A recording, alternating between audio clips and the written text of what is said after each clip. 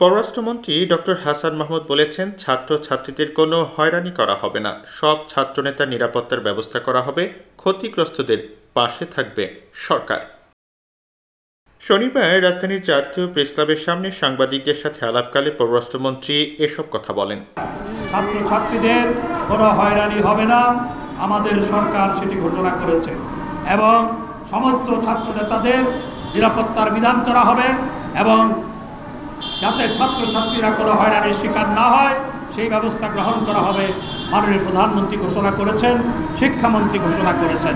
তাই আজকে আমি অনুরোধ জানাবো, আমরা অতীতেও ধৈর্য ধরার কথা বলেছিলাম, একটু ধৈর্য ধরলে দেশে আজকে এই অরাজক পরিস্থিতি তারা তৈরি করতে পারত না।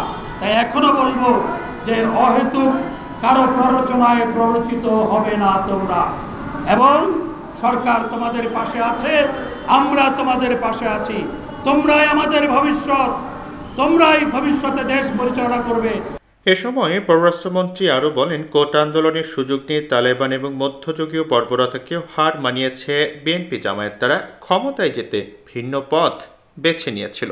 এই আন্দোলনের সুযোগ নিয়ে বিএনপি জামাত সন্ত্রাসী জঙ্গি গোষ্ঠী, তালেবান ভাবাদর্শে যারা উজ্জীবিত সেই জঙ্গি গোষ্ঠী, তারা নরসিংদীতে তারা কারাগারে হামলা চালিয়েছে এবং সেখান থেকে 9 জন জঙ্গিকে তারা ছিনিয়ে নিয়ে গেছে এবং অস্ত্র লুট করেছে।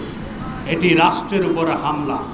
এদিন পররাষ্ট্রমন্ত্রী বলেন, যারা দেশকে ধ্বংস করার চেষ্টায় লিপ্ত হয়েছিল, ধ্বংসযজ্ঞ চালিয়েছে, তাদের বিরুদ্ধে বিচার বিভাগীয় তদন্ত কমিশন গঠন করা হয়েছে। প্রতিটি হত্যাকাণ্ডের বিচার হবে। বিচার বিভাগীয় তদন্ত কমিশন গঠন করা হয়েছে, সেই তদন্ত কমিশন কাজ শুরু করেছে এবং এই তদন্ত কমিশনের অনুসন্ধানের মাধ্যমে যারাই অপরাধী বলে শনাক্ত হবে তাদের বিরুদ্ধে ব্যবস্থা গ্রহণ করা হবে এবং আমরা প্রত্যেকটি হত্যাকাণ্ডের বিচার করতে বদ্ধপরিকর।